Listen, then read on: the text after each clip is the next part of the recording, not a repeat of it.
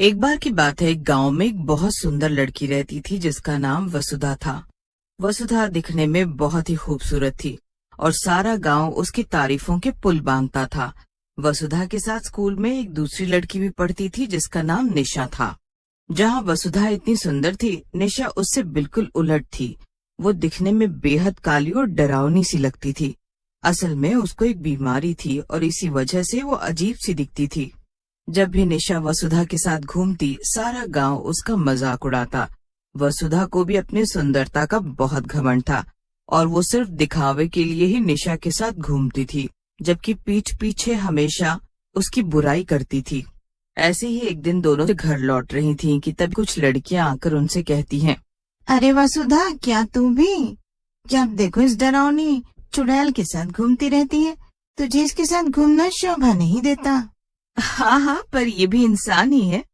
हम लोगों को इसके साथ भी आम बर्ताव ही करना चाहिए ना। तो क्या हुआ अगर ये इतनी बदसूरत है? अरे वसुधा, हम सब जानते हैं कि तुम्हें इस निशा पर तरस आ जाता है और इसलिए तुम इसके साथ रहती हो। हम जानते हैं तुम बहुत अच्छी हो, मगर इसके साथ मत घूमो। ये सब सुनकर निशा को बहुत गुस्सा आ जाता है। वो वसुधा से कहती है, वसुधा, अगर ऐसी बात है तो तुझे मुझ पर तरस खाने की जरूरत नहीं है। मैं जैसी भी हूँ, अकेले खुश हूँ। मुझे तुम्हारी जरूरत नहीं है। नहीं नहीं निशा, रुक जाओ, ऐसा कुछ नहीं है। अरे क्या तुम लोग भी? वो मेरे साथ रहती थी तो गांव वालों को ये लगता था कि मेरी शक्ल के साथ साथ मेरा स्वभाव भी बहुत अच्छा है। खैर, अच्छा ही हुआ चली गई। मुझे तो उसकी शक्ल देखकर उल्टी आती थी। ये सुनकर सभी लड़कियां हंसने लगती हैं। उस दिन के बाद से निशा ने वसुधा से बिल्कुल बात करना बंद कर दिया था।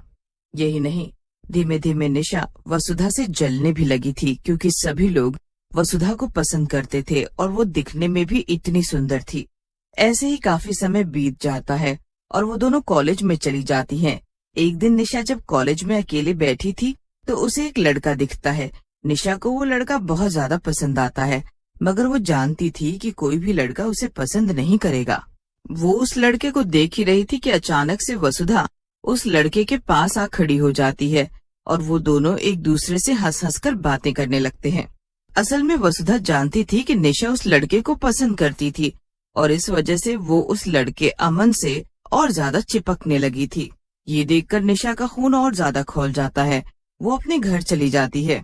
ये सब कुछ उस वसुधा की वजह से ही हो रहा है। मैं उसे नहीं छोड़ूंगी। मैं उसे बदला जरूर लूंगी। उसकी वजह से सारा गांव मेरा मजाक उड़ाता है। उसने मेरा फायदा उठाया है। वो कभी मेरी दोस्त थी ही नहीं। मेरा तो जीना मरना अब एक बराबर है। मैं अपने आप को खत्म कर लूंगी और सचमुच ही एक बेहद डरावनी चुड़ैल में बदल जाऊंगी। फिर मैं उस वसुधा से बदला लूंगी। निशा ये सोचते हुए खुद को एक चाकू से मार लेती है और एक भयंकर और डरावनी चुड़ैल में बदल जाती है। अब आएगा ना मजा। मगर अब आखिर में ऐसा क्या करूं जिससे उस वसुधा से बदला ले सकूं? उससे बदला लेना ही मेरा मकसद है। ये सोचते हुए चुड़ैल अपनी खिड़की से बाहर देखती है और उसे अपना बगीचा दिखाई देता है। निशा के बगीचे में बहुत से सेब के पेड़ लगे हुए थे। उन सेबों को देखकर चुड़ैल को एक तरीका सूझता है। उसे याद आता है कि वसुधा को उसके बगीचे के सेब बहुत पसंद थे। वाह, क्या तरीका सूझा है तुझे। इस वसुधा को मेरे बगीचे के सेब बड़े पसंद थे ना। अब उसे मेरे बगीचे में जहरीले सेब खाने पड़ेंगे और फिर मैं उसे हमेशा हमेशा के लिए अपने इस घर में कैद करके रख लूंगी और उसे बहुत तड़पा तड़पा कर मारूंगी। इतना कहकर चुड़ैल अपने घर पर और अपने सेब के पेड़ों पर जादू करती है। उसके बगीचे के सभी सेब जहरीले बन जाते हैं। धीमे धीमे ये बात पूरे गांव में फैल जाती है कि निशा मरकर एक डरावनी चुड़ैल में बदल गई है और कोई भी उसके घर के पास से ना गुजरे। जब वसुधा को इस बारे में पता चलता है तो वो परेशान हो जाती है। अगर ये निशा सचमुच में चुड़ैल बन गई है तब तो ये मुझे ही सबसे पहले मारना चाहेगी। नहीं, ऐसा लगता है मुझे उसके पास जाकर फिर से अच्छा बनने का नाटक करना चाहिए। वो तो है ही बेवकूफ, कौन सा वो मरने के बाद समझदार हो जाएगी। पर सबसे पहले इस अमन को बेवकूफ बनाती हूँ। वसुधा रोते हुए उस लड़के अमन के पास जाती है। अमन, निशा बुरी नहीं है। पता नहीं लोग क्यों कह रहे हैं कि वो एक चुड़ैल में बदल गई है। मुझे उसके घर जाकर देखना पड़ेगा अमन कि आखिर माजरा क्या है। नहीं वसुधा, तुम्हें नहीं जाना चाहिए। वो घर अब खतरे से खाली नहीं। वहाँ चुड़ैल है, चुड़ैल। और वो निशा तो पहले से ही चुड़ैल लगती थी। सारा गांव उसे भयंकर चुड़ैल कहकर ही तो। अमन की ऐसी बातें सुनकर वसुधा को गुस्सा आ जाता है। बस करो अमन, अगर तुम निशा को नहीं जानते हो तो उसके बारे में ये सब कहने का कोई हक नहीं है तुम्हें। वो दिल की बहुत अच्छी है। अच्छा ठीक है वसुधा, मैं मान लेता हूँ कि वो बहुत अच्छी होगी, लेकिन तुम फिर भी वहां मत जाओ बस, वरना मैं तुम्हारी मम्मी पापा को सब बता दूंगा। फिर वो तो तुम्हें कॉलेज भी नहीं आने देंगे। ये सुनकर वसुधा अमन से झूठ बोल देती है। अच्छा ठीक है, मैं वहाँ नहीं जाऊंगी। लेकिन कॉलेज की छुट्टी होते ही वसुधा चोरी छिपे निशा के घर जाने के लिए निकल जाती है कि गधा अमन तो मेरे किसी भी काम नहीं आया। अब मुझे खुद ही कुछ करना पड़ेगा। अगर मुझे अपनी जान बचानी है तो इतना रिस्क तो लेना ही पड़ेगा ना। निशा जैसे ही वसुधा के घर पहुंचती है, वो उसका घर देखकर हैरान रह जाती है। हे भगवान, ये निशा का घर तो वाकई किसी भूतिया घर से कम नहीं लग रहा। पता नहीं अंदर क्या चल रहा है, मुझे तो बहुत डर लग रहा है। वसुधा घर के अंदर चली जाती है। अंदर चुड़ैल थी, लेकिन वसुधा के आने की वजह से उसने निशा का रूप ले रखा था। वसुधा निशा को देखकर भ्रम में पड़ जाती है। उसे लगता है लोगों ने झूठी कहानियां फैला रखी थी और निशा एकदम ठीक थी। निशा, मुझे पता ही था तुम्हें कुछ नहीं हुआ है, मगर ये गांव वाले पता नहीं क्या अनाप शनाप बक रहे थे, देखो ना। हाँ वसुधा, मुझे क्या होगा, मैं तो एकदम ठीक हूँ। लोग तो हमेशा से ही मेरे बारे में उल्टा सीधा कहते चले आए हैं। अब मैं एक एक के घर जाकर सफाई तो नहीं दे सकती हूँ ना, इसीलिए जिसको जो बोलना है बोल दो। हाँ, ये तुमने बिल्कुल ठीक कहा। तू ये सब छोड़ ना वसुधा, चल हम बगीचे में चल के बैठते हैं। आज पेड़ों पर बहुत ही रसीले सेब लगे हुए हैं। चल, मैं तुझे फिर से मेरे बगीचे के सेब खिलाती हूँ। ये सुनकर वसुधा लालच में आ जाती है। उसे वाकई में निशा के बगीचे के सेब बहुत अच्छे लगते थे।